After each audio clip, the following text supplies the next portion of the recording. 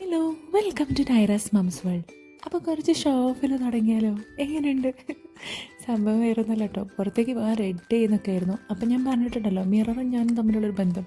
ആ ബന്ധം അവിടെ ഇങ്ങനെ പുലർത്തിക്കൊണ്ടിരിക്കുന്ന സമയത്താണ് ദേ കനിമോളുടെ കടന്നു വരും കേട്ടോ. അപ്പോൾ കനിമോൾ ഒരു കംപ്ലൈൻ്റ് ആയിട്ട് വന്നതായിരുന്നു.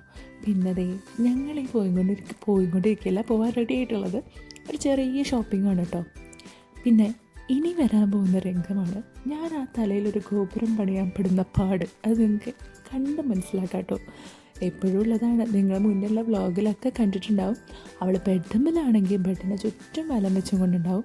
ഇതിപ്പോൾ അവൾക്ക് മിറർ കണ്ടിട്ട് വേണം അവളെ ഹെയർ ഒന്ന് സെറ്റാക്കാൻ പറഞ്ഞുകൊണ്ട് ഞാൻ അവൾ ആ ചെയറിലൊന്ന് നിർത്തി കൊടുത്തതാട്ടോ. നിങ്ങളെന്നെ നോക്കി, കൈയും കാലും അടങ്ങിയിരിക്കുന്നുണ്ടോ? ഇങ്ങനെ തന്നെയാട്ടോ ഇവിടെ ഫുൾ ടൈം. അവളെ വല്ല സ്പ്രിങ്ങുമിലൊക്കെ തൂക്കിയിട്ട പോലെ ഏത് നേരം ഇങ്ങനെ തുള്ളി കളിച്ചുകൊണ്ടുണ്ടാവും. അതിൻ്റെ ഇടയിൽ വേണം ഞാൻ ആ തലയിലൊരു ഗോപുരം പണിയാൻ. അവൾക്കാണെങ്കിൽ വേറെ വേറെ ഹെയർ സ്റ്റൈൽ വേണം. ഇന്ന് ഞാൻ സിമ്പിളായിട്ട് ചൂസ് ചെയ്താട്ടോ, കാരണം സമയം ഒട്ടും ഉണ്ടായിരുന്നില്ല. അങ്ങനെ ഇത് എങ്ങനെയൊക്കെയോ ഒരു ഗോപുരം പണിത് താഴെ ഇറക്കി കേട്ടോ. താഴെ ഇറക്കിയ ശേഷം ബാക്കി അവളുടെ കാര്യങ്ങളൊക്കെ നോക്കുമ്പോൾ ഞാൻ അവളുടെ ഒരു മാല തെരഞ്ഞു നിൽക്കുന്ന രംഗമാണ് ഈ കാണുന്നത്. എത്ര തപ്പിട്ടും കാണാൻ പറ്റില്ല, കാരണം അവളത് എവിടെയെങ്കിലും തൂക്കി എറിഞ്ഞിട്ടുണ്ടാവും. തപ്പി കാണാതായപ്പോൾ എനിക്ക് ദേഷ്യം പിടിച്ചു. ഞാനതവിടെ വെച്ചു, എനിക്കിനി വയ്യാന്ന് വെച്ചിട്ട്, കാരണം സമയമായിട്ടുണ്ടായിരുന്നു. അങ്ങനെ ഞങ്ങളിതൊക്കെ കഴിഞ്ഞ് ഞങ്ങൾ റെഡിയായി ഇറങ്ങുകയായി കേട്ടോ. സൈഷേട്ടൻ അപ്പോഴേക്കും ഓഫീസിൽ നിന്ന് എത്തിയിട്ടുണ്ടായിരുന്നു. ഞങ്ങളെല്ലാവരും താഴെ പോയി കാറിൽ കയറി. ഇനി എങ്ങോട്ടാണ് പോകുന്നതെന്ന് വെച്ച് കഴിഞ്ഞാൽ, ഇവിടെ വന്നപ്പോൾ തൊട്ട് അമ്മയുടെ ഏറ്റവും വലിയ പൂതിയായിരുന്നു കുളിസീൻ കാണൽ. അപ്പോൾ ആ കുളിസീൻ കാണാൻ വേണ്ടിയിട്ടാണ് ഈ കൊണ്ടുപോകുന്നത് കേട്ടോ. ഇവിടെ വരെ വന്നിട്ട് കാണിക്കാൻ ഞാൻ മോശമല്ലേ. ആദ്യത്തെ തവണ സൈഷടം പോയിരുന്നത് അച്ഛനായിട്ടായിരുന്നു കേട്ടോ. അപ്പോൾ ഇത്തവണ അമ്മേനെ എന്തായാലും കൊണ്ടാണെന്ന് വെച്ചിട്ട് തന്നെയായിരുന്നേ. അപ്പോൾ പോകുന്ന വഴിയിൽ ഈ സൺസെറ്റ് കണ്ടപ്പോൾ എനിക്ക് ക്യാപ്ചർ ചെയ്യാതിരിക്കാൻ തോന്നിയില്ല കേട്ടോ. അതിൻ്റെ കാരണം ഞാനിനി ഇവിടെ ഇടയ്ക്കിടയ്ക്ക് പറയേണ്ട ആവശ്യമില്ല, നിങ്ങൾക്കൊക്കെ അറിയാമല്ലോ അല്ലേ എനിക്ക് എത്ര ഇഷ്ടമാണെന്നുള്ളത്. അതുപോലൊരു ഭംഗി തോന്നിയ കാര്യമാണ് പപ്പയുടെ കൈയും കനിമോളുടെ കൈയും കൂടെ ഇങ്ങനെ ഹോൾഡ് ചെയ്ത് വെച്ചിരിക്കുന്നത് കാണാം കേട്ടോ. എനിക്കെന്തോ ഭയങ്കര ഒരു ഭംഗി തോന്നിയിട്ട് ഞാനത് ക്യാപ്ചർ ചെയ്തതായിരുന്നേ. കുളിസിയും കാണാനുള്ള ആളിവിടെ റെഡി നിൽക്കുന്നുണ്ട് കേട്ടോ.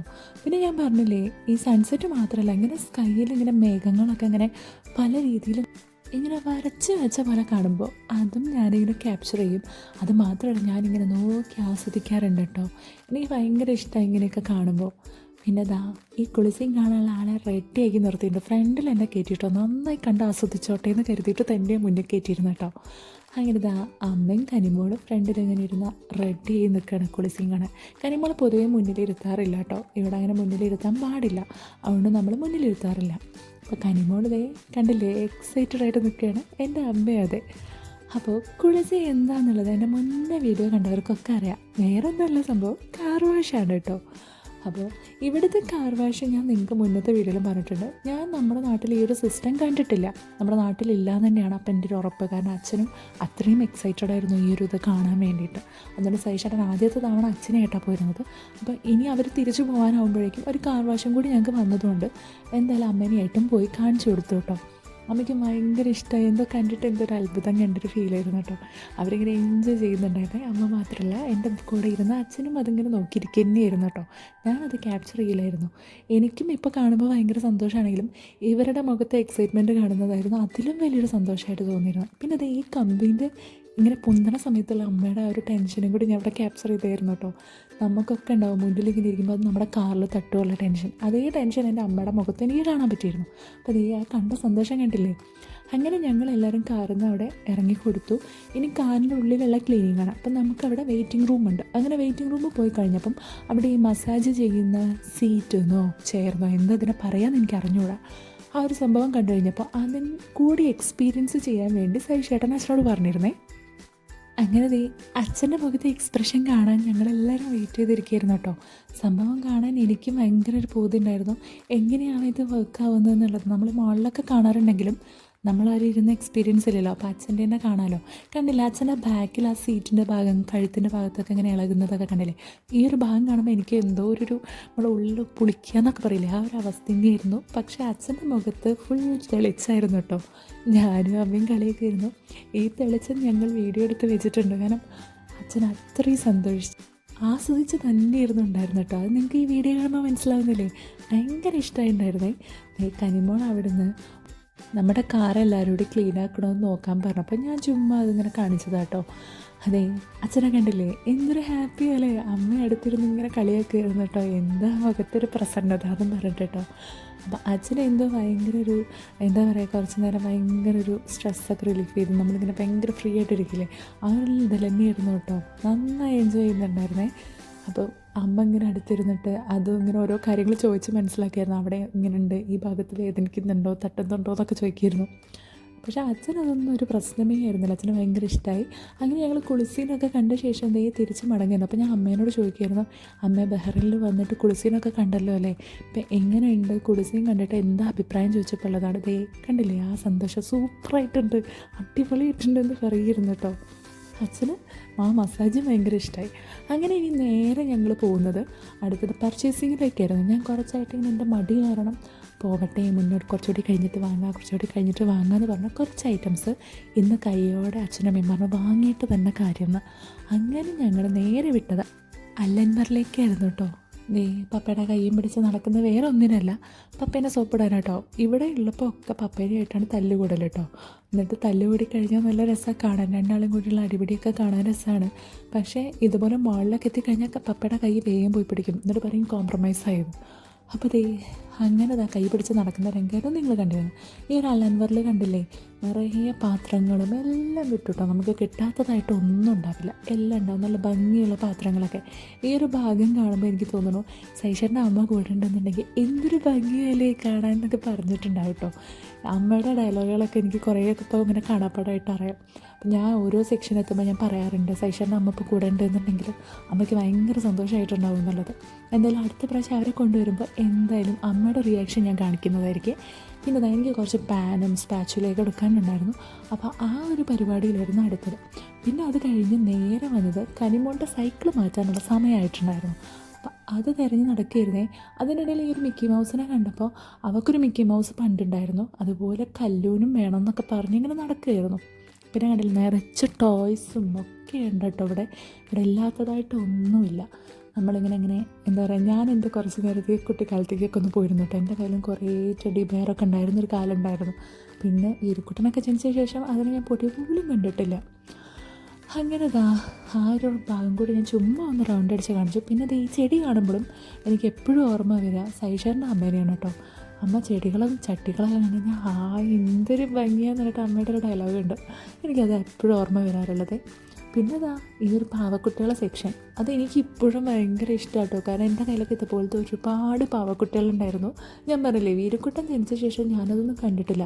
വീരക്കുട്ടൻ്റെ ആ ഒരു ഇത് തൊട്ടിട്ട് പിന്നെ അങ്ങോട്ട് കനിമോളൊക്കെ വന്നു കഴിഞ്ഞപ്പോഴേക്കും എൻ്റെ പാവകളെല്ലാം തകിട്ട് പൊടികളായിപ്പോയി. അത്രയും കൊല്ലം ഞാൻ എപ്പോഴും അമ്മയുടെ അടുത്ത് പറയാറുണ്ട്, ഞാനൊരു 23 കൊല്ലത്തോളം സൂക്ഷിച്ച് വെച്ച സാധനങ്ങളൊക്കെ പിന്നീട് അങ്ങോട്ടേക്കത് എന്താ പറയുക മറ്റേ മൺമറഞ്ഞു പോയൊരവസ്ഥയാണ് വീട്ടിൽ. പിന്നെ ഞാൻ ആ ഭാഗത്തുള്ള ഏകദേശം സാധനങ്ങളൊക്കെ ഒന്ന് കാണിച്ചു തന്നതാട്ടോ. കളേഴ്സ് ഉണ്ട്, ക്ലേ ഉണ്ട്, പേപ്പേഴ്സ് ഉണ്ട്, പെന്ന്, പെൻസിൽ, അങ്ങനെ എല്ലാം നമുക്ക് ലഞ്ച് ബോക്സ്, വാട്ടർ ബോട്ടിൽ എല്ലാം ഉണ്ട് കേട്ടോ. ഒന്നും ഇല്ലാത്തതായിട്ടില്ല. ഞങ്ങളങ്ങനെ എനിക്ക് വേണ്ട സാധനങ്ങളൊക്കെ എടുത്തിട്ട് നമ്മൾ തിരിച്ചത് ബില്ല് ചെയ്യാൻ വേണ്ടി പോവുകയാണ് കേട്ടോ. അങ്ങനെ കണ്ടില്ലേ ട്രോളി നിറച്ച സാധനങ്ങൾ. അങ്ങനെ ട്രോളി നിറച്ച സാധനങ്ങളുമായിട്ട് ഞങ്ങളിനി പോകുന്നത് ഞങ്ങൾ കാറിലേക്കാണ്. ആ പോകുന്ന സമയത്ത് കണ്ടപ്പോൾ ശരിക്കും പറഞ്ഞാൽ ഈ വീഡിയോയിൽ മനസ്സിലാവാറില്ല, ഇങ്ങനെ വരച്ച് വെച്ച പോലെ ഉണ്ടായിരുന്നു കേട്ടോ മോൻ്റെ കട. എനിക്കിതൊക്കെ ഭയങ്കര ഇഷ്ടമായിട്ടോ ഞാനതൊക്കെ എടുത്ത് വയ്ക്കുന്നത്. ഇനി അടുത്തത് പോകുന്നത് ഇവിടെ ഒരു ടോയ് ഷോപ്പ് ഉണ്ട്, അവിടേക്കാണ്. കാരണം കനിമോൾക്കുള്ള സൈക്കിൾ കിട്ടിയിരുന്നില്ല. അപ്പം ഇനി ഇവിടെയും കൂടി നോക്കാൻ വെച്ചിട്ട് ഞങ്ങൾ അജീബിലേക്കായിരുന്നു പോയിരുന്നത് കേട്ടോ. ഇവിടെ പറഞ്ഞു കഴിഞ്ഞാൽ ടോയ്സിൻ്റെ ഒരു ലോകമാണ് കേട്ടോ. ടോയ്സ് മാത്രമേ ഉള്ളൂ, അതുപോലെ ഇങ്ങനെ കുട്ടികളുടെ വണ്ടികളൊക്കെ. അപ്പോൾ ഈ ഒരു ലോകം എന്ന് പറഞ്ഞാൽ അത് വേറെ തന്നെയാണ്. എനിക്കിങ്ങനെ ചില സമയത്ത് കാണുമ്പോൾ വാങ്ങാൻ തോന്നാറുണ്ട്. അതുകൊണ്ട് ഞാൻ എൻ്റെ മനസ്സിനെ തന്നെ പറഞ്ഞിങ്ങോട്ട് പോരാറാണ്, പോവാന്ന് പറഞ്ഞിട്ട്. ഇത്ര പ്രായമായിട്ട് ഇതിൻ്റെ കുട്ടികളെ മാറിയില്ലേ ചിന്തിക്കേണ്ട. എനിക്ക് ഭയങ്കര ഇഷ്ടമാണ് കേട്ടോ. ഇപ്പോഴും ഞാനാണ് കനിമോളുടെ ടോയ്സൊക്കെ സൂക്ഷിച്ച് വെക്കാറുള്ളത്. കനിമോൾ അത് എങ്ങനെ കേടുവരുത്തുക എന്നുള്ള ചിന്തയിലാണ് നടക്കാറുള്ളത്. ഞങ്ങളങ്ങനെ തപ്പി കനിമോളുടെ സൈക്കിളിൻ്റെ സെക്ഷനിലോട്ട് എത്തി തുടങ്ങി. ഞങ്ങൾ അവിടെ എത്തിയിട്ട് കനിമോൾക്കുള്ള സൈക്കിളൊക്കെ ഇങ്ങനെ ഓരോന്ന് മാറി നോക്കിക്കൊണ്ടിരിക്കുമ്പോൾ കനിമോൾ അവിടെ ചെയ്തുകൊണ്ടിരിക്കുന്നത് കണ്ടോ, കുഞ്ഞ് സൈക്കിളെടുത്ത് ഓടിച്ചുകൊണ്ടിരിക്കുക കേട്ടോ. ആൾക്കിപ്പോൾ ഭയങ്കര ഇഷ്ടമാണ് സൈക്കിളൊക്കെ ഓടിക്കാൻ. അപ്പോൾ ഈ കുഞ്ഞ് സൈക്കിൾ കണ്ടപ്പോൾ അതുമ്മ കയറി ഓടിക്കുകയാണ്. പിന്നെ ഞാനിങ്ങനെ പറഞ്ഞിങ്ങോട്ട് ഇറക്കി കൊണ്ടുവന്നു. അപ്പോഴും ഈ പറയുന്ന ടോയ്സിൻ്റെ ഉള്ളിലേക്കാണ് പോയിക്കൊണ്ടിരിക്കുന്നത്. ഇനി എന്താ വാങ്ങുക എന്നുള്ളതിൽ അവൾക്കുള്ള സൈക്കിളാണ് ഞങ്ങൾ അവിടെ നോക്കിക്കൊണ്ടിരിക്കുന്നത്. അങ്ങനെ മുകളിൽ കയറി നോക്കിയപ്പോൾ ഒരുപാട് ഓപ്ഷൻസ് ഉണ്ടായിരുന്നേ. അപ്പോൾ അതെന്നുള്ളതിൽ ഏതെടുക്കണം എന്ന് വയ്ക്കുമ്പോഴും കനിമോളെ ഞങ്ങൾ എടുത്തില്ല കേട്ടോ. നിങ്ങൾ കണ്ടാൽ അറിയില്ല, ആ വീഡിയോയിൽ ഏതോ ഒരു മൂലയ്ക്ക് ഏതോ ഒരു ടോയ്സ് പോയി നോക്കിക്കൊണ്ടിരിക്കുകയാണ്. അങ്ങനെ ഏകദേശം ഈ ഒരു സൈക്കിൾ എടുക്കാനായി ഞങ്ങളുടെ ഒരു തീരുമാനം. അവളത് ഓടിച്ചൊക്കെ നോക്കി കഴിഞ്ഞപ്പോൾ അവൾക്ക് കറക്റ്റ് കാലെത്തുന്നുണ്ട്, കുഴപ്പങ്ങളൊന്നും ഇല്ല കേട്ടോ. പിന്നെ നമുക്ക് ഹൈറ്റ് കൂട്ടാനൊക്കെ പറ്റുമല്ലോ. പക്ഷേ ഇത് നോക്കി കഴിഞ്ഞപ്പോൾ കുറച്ചുകൂടി വലുതാണ്. അപ്പോൾ അവൾക്ക് കുറച്ച് ബുദ്ധിമുട്ടുണ്ട് അത് ഓടിക്കാൻ. എന്നാൽ പിന്നെ ഇത് വേണ്ട, അത് കുറച്ചും കൂടി കഴിഞ്ഞിട്ട് വാങ്ങാം, അതുവരേക്കും അത് ഓടിക്കട്ടെ എന്ന് പറഞ്ഞ് ഞങ്ങൾ അങ്ങനെ അതൊക്കെ എടുത്ത് നമ്മൾ താഴേക്ക് നടന്നു കേട്ടോ. ബില്ല് ചെയ്യാൻ വേണ്ടി താഴെ പോകുന്ന വഴിയിൽ ഇപ്പുറത്തെ ഭാഗത്ത് ഇങ്ങനത്തെ ഒരുപാട് ഐറ്റംസ് ഉണ്ട് കേട്ടോ. ഇതൊക്കെ കണ്ട് എനിക്ക് ഭയങ്കര ഇഷ്ടമുള്ളൊരു കാര്യം കേട്ടോ. ഇപ്പോഴും കിട്ടിയ ഞാനിതൊക്കെ എടുത്ത് വെക്കേ. അപ്പോൾ അതാ അമ്മ അതിനൊക്കെ ഒന്ന് തൊട്ടും തലോടും ഉമ്മ വെച്ചൊക്കെ നടക്കുന്നുണ്ടായിരുന്നേ. അങ്ങനെ അതൊക്കെ ഒന്ന് ഞാനൊന്നെടുത്ത് ദേ പോകുമ്പോൾ ഇങ്ങനത്തെയും കുറച്ച് ഐറ്റംസൊക്കെ അവിടെ ഉണ്ടായിരുന്നു. അങ്ങനെ ഞങ്ങളത് ബില്ല് ചെയ്യാൻ പോവുകയാണേ. അപ്പോൾ ഞാനിവിടെ അച്ഛനും അമ്മേൻ്റെ അടുത്ത് പറയുന്നത് എനിക്കൊന്നും പുതിയ സൈക്കിളോട് ആരും വാങ്ങി തന്നിട്ടില്ല എന്ന് പറയുന്നു ചുമ്മാ. സംഭവം വേറൊന്നുമല്ല, എൻ്റെ ചേച്ചിക്കായിരുന്നു പുതിയ സൈക്കിൾ ഉണ്ടായിരുന്നത്. അപ്പോൾ അതുതന്നെയായിരുന്നു ഞാൻ ഓടിച്ചുകൊണ്ടിരുന്നിരുന്നു കേട്ടോ. അപ്പോൾ ചുമ്മാ അച്ഛനും അമ്മയും വരുമ്പോൾ നമുക്കിങ്ങനെ വെറുതെ നമ്മുടെ കുറുമ്പുകളൊക്കെ അവിടെയല്ലേ പറയാൻ പറ്റുള്ളൂ. അങ്ങനെ പറഞ്ഞതായിരുന്നേ. അപ്പോഴേക്കും എൻ്റെ ഫോണിൽ ചാർജ് കഴിഞ്ഞ് സ്വിച്ച് ഓഫ് ആയിട്ടുണ്ടായിരുന്നു. അപ്പോൾ പിന്നെ ഇനി ബാക്കി ഷൂട്ട് ചെയ്തത് സൈഷൻ്റെ ഫോണിലായിരുന്നു. അങ്ങനെ ഞങ്ങൾ തിരിച്ചതാ വരുന്ന വഴിയിൽ ഒരു ഷവർമയൊക്കെ വാങ്ങി. ഒരു ഷവർമയല്ല, എല്ലാവർക്കും ഷവർമയൊക്കെ വാങ്ങി, ഗ്രിൽ ചിക്കനൊക്കെ വാങ്ങി. അങ്ങനെ അതൊക്കെ ഓർഡർ ചെയ്തിട്ടാണ് വന്നിരുന്നത്. അപ്പം ഞാൻ വിചാരിച്ചു വീഡിയോ ഇവിടെ വെച്ച് എൻഡ് ചെയ്യാമെന്നുള്ളതായിരുന്നു. പക്ഷേ വീട്ടിലെത്തി ഫോൺ ചാർജ് ചെയ്ത് കഴിഞ്ഞപ്പോൾ എനിക്ക് തോന്നി എന്നാൽ പിന്നെ ഫുഡ് ഐറ്റം കൂടി കാണിച്ചാലോ എന്നുള്ളത്. അങ്ങനെ ഓർഡർ ചെയ്ത സാധനങ്ങളൊക്കെ ഇവിടെ ഉണ്ട്. അച്ഛനും അമ്മയും ആസ്വദിച്ച് ആ ഷവർമയൊക്കെ കഴിക്കുന്നുണ്ടായിരുന്നേ. അങ്ങനെ ഈ വ്ളോഗ് ഇവിടെ എല്ലാവർക്കും ഇഷ്ടപ്പെട്ടു കരുതുന്നു. അടുത്ത നല്ലൊരു വ്ളോഗായിട്ട് കാണുന്നവരേക്ക് tata bye bye, see U.